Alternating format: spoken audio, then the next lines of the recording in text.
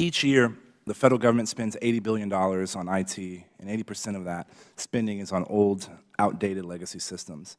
It's not a secret that the IT acquisition and procurement process in the federal government is broken. In June, we held a hearing examining GAO's designation of IT acquisition as high risk and highlighted how FITARA can reduce IT acquisition risk over time and eliminate wasteful spending. Federal agencies have now had nearly 1 year since the law's enactment and 4 months since the issuance of OMB's guidance to implement this law. This hearing continues an ongoing effort on the part of this committee to improve how the federal government goes about buying, maintaining, and ultimately retiring information technology. In June, I had stated that while FITARA is not a panacea for all IT acquisition problems, it can be a useful tool to make real progress in reducing the risk of these large investments. I still strongly believe this today. This morning, we released a scorecard grading federal agencies on 4 of the 7 key metrics of FITARA: data center consolidation, IT portfolio review savings or portfolio stat, incremental development or CIO authority enhancements, and risk assessment transparency. The committee worked in a bipartisan fashion to develop metrics that fairly assess the progress agencies are making in these areas and then task GAO to gather the data.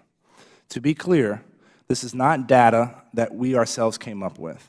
The data that was used to compute these grades is largely self-reported by agencies of Congress and OMB.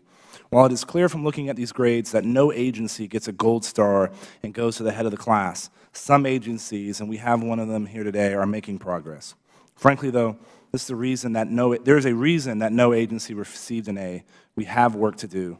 One area in particular that stands out to me is the Federal Data Center Consolidation Initiative.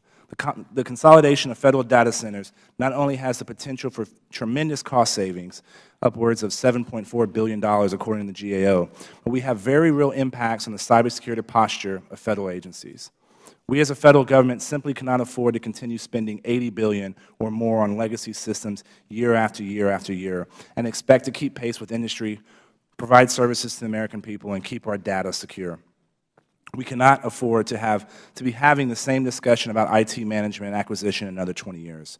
Federal agencies should be put on notice that Congress will not sit by the wayside and allow the law to be skirted.